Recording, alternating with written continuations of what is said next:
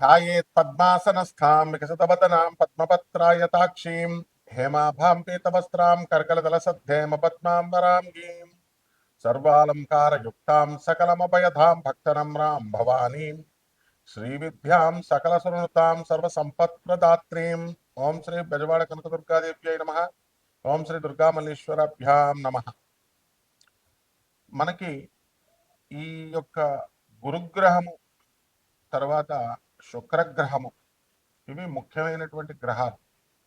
గురుస్థానంలో మనకి ఉండాలన్నా లేకపోతే ప్రతి మనిషి కూడా పరువుగా జీవితంలో బ్రతకాలన్నా, పేరు ప్రతిష్టలతో పాటు భూలోకంలో ఉన్నటువంటి సకల సంపదలు అనుభవించాలన్నా, కార్లు మేడలు ఇలాగా విల్లాలు కొనాలి, ఉద్యోగాలు మంచిగా రావాలి, ఇలా అనుకుంటారు కదా.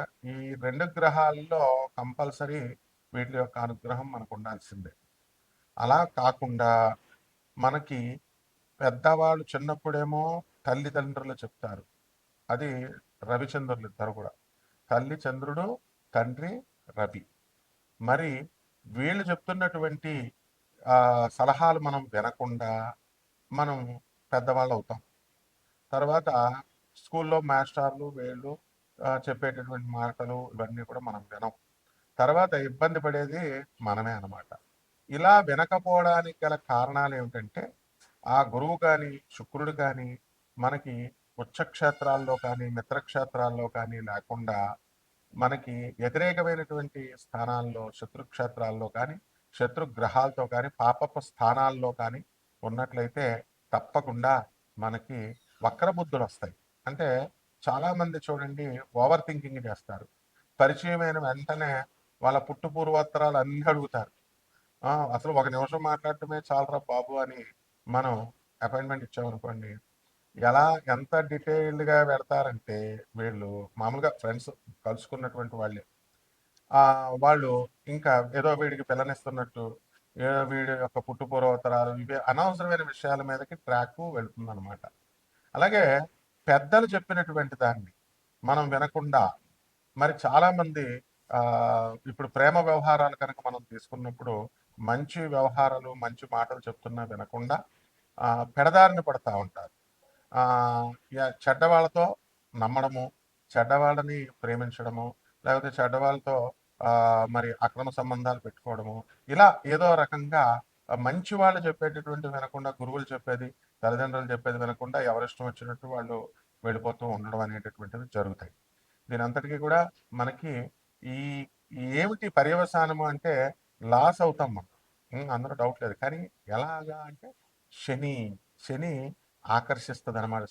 మనకి శని చెడ్డ స్థానాల్లో ఉన్నప్పుడు నీచ ఆరాధన, నీచ స్త్రీలతో పరిచయాలు ఏర్పడ్డాలు ఇలాంటివన్నీ కూడా జరుగుతాయి. ముఖ్యంగా ఒక మనిషి డెవలప్ అవ్వాలి అంటే మంచి వాళ్ళతో తిరగాలి, స్ట్రైట్ థింకింగ్ ఉండాలి. మంచి వాళ్ళు అనుభవజ్ఞులు చదువుల్లో కానీ లేదా వయసులో కానీ అనుభవంలో కానీ జ్ఞానంలో కానీ పెద్దవాళ్ళతో తిరగాలి. అలా కాకుండా మామూలుగా ఈ యొక్క సబ్స్టాండర్డ్ వాళ్ళతో తిరిగిన వాళ్ళ చేత సలహాలు తీసుకున్న నష్టపోవడానికి ఎక్కువ అవకాశాలు ఉంటాయన్నమాట.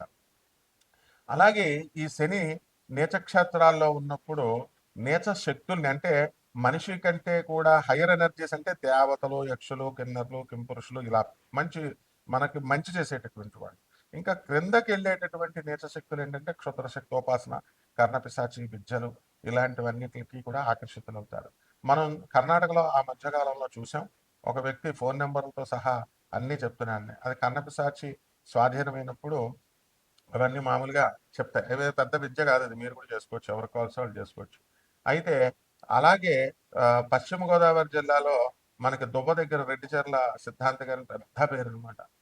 ఆయన కూడా ఏదడిగితే అది మీ జేబులో ఉన్న డబ్బులతో సహా ఎంత ఉన్నాయో అంత చెప్పేవారు. అలా ఇవన్నీ వినడాలు కానీ ప్రాక్టికల్గా వెళ్ళినటువంటి వాళ్ళకి అనుభవాలు.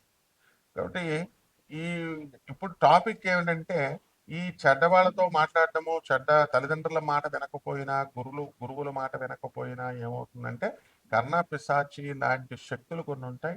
అదే నెగిటివ్ ఎనర్జీస్ అంటాము. అవి మనల్ని మనం పిలవకుండానే అవి మన దగ్గరికి వచ్చేస్తాయి అన్నమాట. అంటే దానికి పెద్ద ఉపాసన చేయాల్సినటువంటి అవసరం లేదు.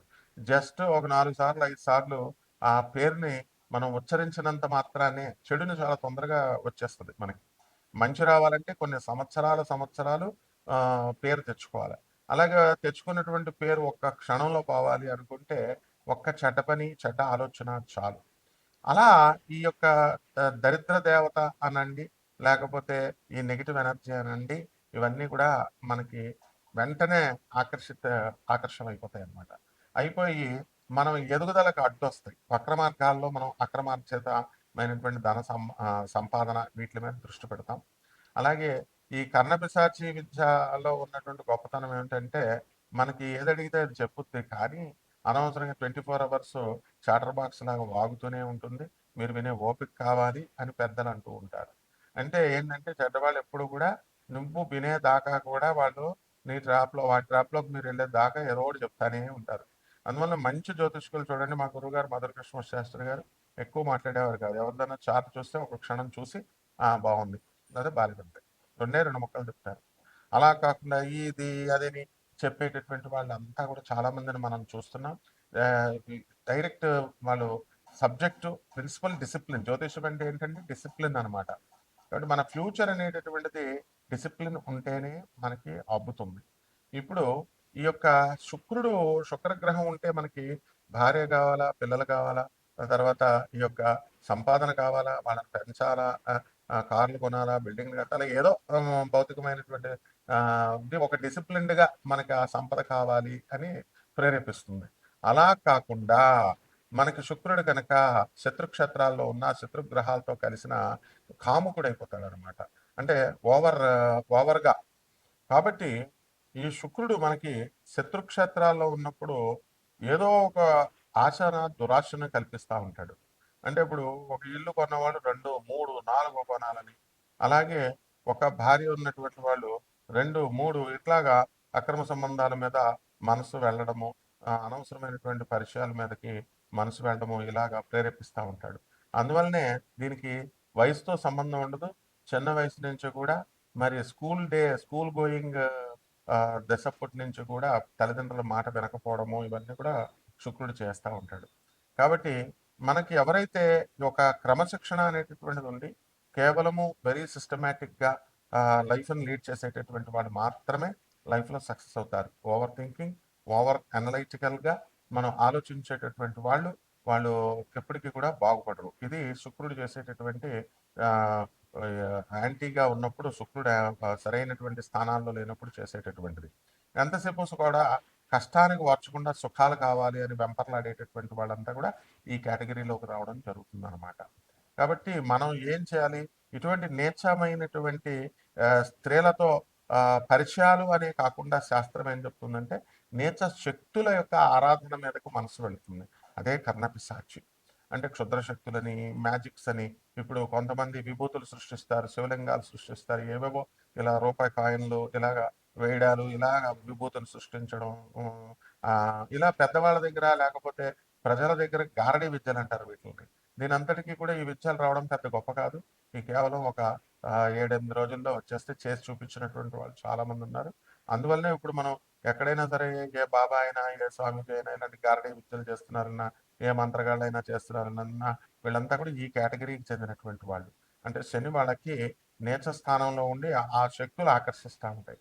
అందువల్ల గృహస్థ ధర్మంలో ఉన్నటువంటి వాళ్ళకి ఎంతసేపు కూడా గురుడు, శుక్రుడు మంచి స్థానాల్లో ఉండాలి. అప్పుడు మాత్రమే మనం ఒక క్రమబద్ధంగా మనం జీవితాన్ని మనం వెళ్తాం అనమాట. ఈ అక్రమ సంబంధాలు పెట్టుకొని అనవసరంగా భార్యాపిల్లల్ని బాధ పెట్టడము అనేటటువంటిది అప్పుడు వాళ్ళకి రియలైజ్ అవుతారు. అంతేగాని మనం ఎన్నో ఉపన్యాసాలు చెప్పినా, ఎంతమంది బంధువులు, మిత్రులు చెప్పినా కూడా వినరు. అందువలన ఈ రకంగా మనము చేయడం కోసం ఈ యొక్క గురు శుక్రులు అలాగే రవిచంద్రుల యొక్క ఇవన్నీ కూడా మనకి సహాయం చేస్తాయి.